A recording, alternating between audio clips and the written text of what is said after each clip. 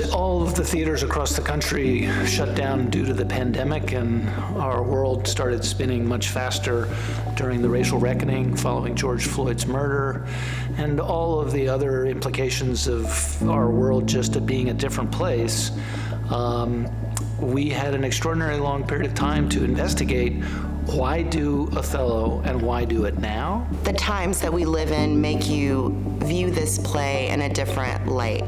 Othello is the iconic, sort of only Black lead figure in Shakespeare's entire canon. And the classic story of Othello has a lot of stereotypes and racism directed at Othello.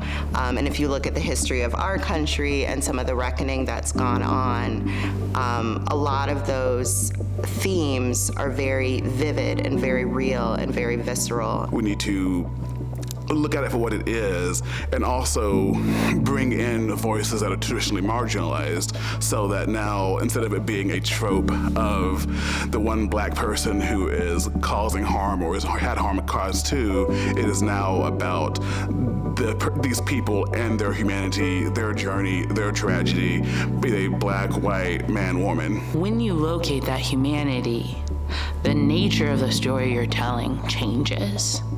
Outside of authorial intent, outside of cultural imperative, outside of historical precedent. I think it's interesting to look at the story from different perspectives.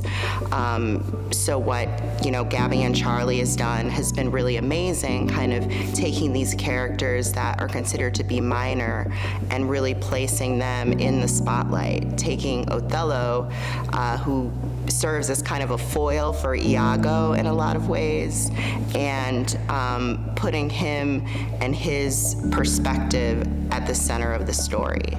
We reached out to Kelvin Ralston, who we had cast in the role of Othello, and said, Kelvin, could you join the design, the conception, the core development salons as an equal and a leader in the room? It has been quite exceptional to be a part of that process, just to, when you just throw a bunch of ideas in the bucket first and everybody gets excited, and then starting to whittle those down. And what'll be different is not just the way we've set up the room, but you're, as an audience, being put right in the middle of the action. So the experience, you are, in fact, part of the action. And we're able to be more flexible about arranging the audience-performer relationship in a way that best supports the story that we want to tell. And the story that we were interested in telling was really centering Othello in this production. And so one of the aspects of this particular design is that literally the performers are in the center of the audience. So the audience surrounds the action rather than being removed from it and looking at it from one point of view. Can you look differently with us? Can you see the ways that we tried not to do better, but to see otherwise, to see what we imagined wasn't there? We've changed the process of how we're making it. We've changed the process of how an audience is going to receive it. And when we do that, what happens? And I don't want to be the person to say this happens and this happens and this happens and don't think about anything else. I want to be the person who says, please tell me what changed about what you know about what's possible in a story. I hope people take the opportunity to look at the person in the mirror, to self-check.